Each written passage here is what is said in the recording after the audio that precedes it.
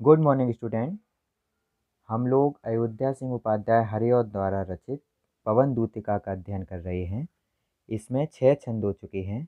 आज हम 7वें और 8वें छंद को पढ़ेंगे। हमने पिछले छंदों में पढ़ा कि किस तरह से राधा पवन को अपना दूती बनाकर श्री कृष्ण के पास मथुरा भेजती हैं और वो रास्ते में पड़ने वाले सुंदर सुंदर स्थानों पर पवन को आकर्षित होने से मना करती हैं। और क्या बताया कि जहाँ पर उसकी वास्तविक ज़रूरत है वहाँ पर उसको रुकने को कहती हैं। इसी क्रम में अपना 7वां छंद आता है। पहले छंद पढ़ते हैं। लज्जाशीला पथिक महिला जो कहीं दृष्टि आए, होने देना विकृत बसना तो न तू सुंदरी को। जो थोड़ी सी श्रमित वह हो, गोद ले श्रांति खोना, होठों की ओ कमल मुख की मिलानताएं मिटाना।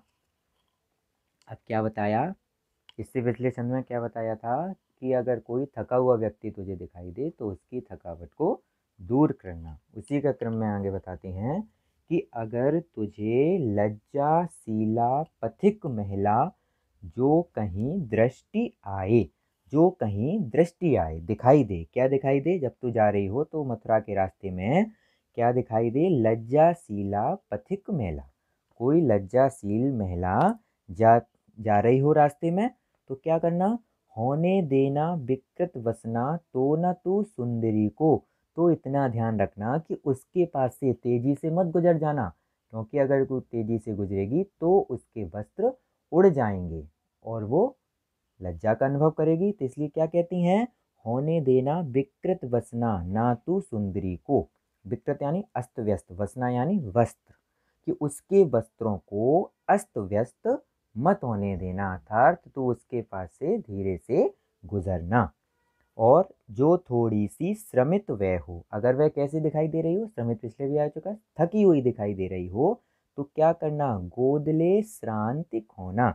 उसकी गोद में, उसे गोद में लेकर था तो उसकी गोद में जाकर, अर्थात उसके पास जाकर श्रांति खोना, उसकी थकावट को दूर कर देना।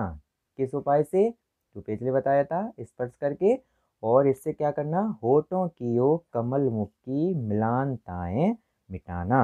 गर्मी के कारण, थकावट के कारण उसके होठ और कमल के समान मुख का मुख कैसा हो गया? मुलानता, मिलान हो गया होगा, अर्थात मुरझा गया होगा। और जब तू उसको स्पर्श करेगी तो क्या हो जाएगा? उसके होठ और उसका कमल जैसा मुख फिर से प्रसन्न हो जाएगा, उसकी थकावट दूर हो जाएगी। इसके बाद देखो अब 8वें छंद में क्या कहते हैं। कोई क्लांता कृषक ललना खेत में जो दिखावे, धीरे धीरे परस उसकी क्लांतियों को मिटाना। जाता कोई जलद यदि हो, व्योम में तो उसे ला, छाया द्वारा सुखित करना तप्त भूतांगना को। उसी क्रम में आगे है कि यहाँ भी रुकना है। कहाँ रुकना है? क्या कहती हैं? कोई क्लांता, फिर वही शब्द आया, क्लांता यानी थका हुआ। यहाँ कृषक ललना, ललना यानी स्त्री, कृषक यानी किसान, खेत में जो दिखावे। अगर तुझे खेत में काम करती हुई कोई थकी हुई कृषक स्त्री दिखाई दे जाए तो क्या करना? वही कार्य करना। धीरे धीरे परस उसकी, धीरे धीरे से उसके शरीर को स्पर्श करना और क्लांतियों को मिटाना, उसकी थकावट को दूर कर देना, उसकी थकान को दूर कर देना। लेकिन यहाँ क्या समस्या आती है कि उसे तो बहुत देर तक काम करना है लेकिन तुझे रुकना नहीं है, तुझे तो अपने कार्य के लिए मथुरा जाना है। अतः क्या करना? कोई ठोस उपाय करके जाना जिससे उसकी थकान, उसकी गर्मी दूर हो जाए। तो किस तरह से, क्या उपाय बताती हैं कि जाता कोई जलद यदि हो, व्योम में तो उसे ला। क्या बताया? जाता कोई जलद, जलद यानी बादल, कहाँ पर? व्योम में। तो चारों तरफ देखना कि तुझे आकाश में कोई बादल का टुकड़ा जाता हुआ दिखाई दे जाए तो क्या करना? छाया द्वारा सुखित करना। तो उस बादल के टुकड़े को किसके सामने कर देना? सूरज के सामने कर देना, जिससे क्या हो जाएगी? छाया हो जाएगी। अतः छाया द्वारा सुखित करना, उस स्थान पर क्या कर देना? छाया कर देना और तप्त भूतांगना को सुखित करना। उस गर्मी के कारण, तप्त यानी गर्मी के कारण सताई हुई भूतांगना स्त्री, कौन सी स्त्री? किसान स्त्री। उस गर्मी के कारण सताई गई स्त्री को किसके द्वारा?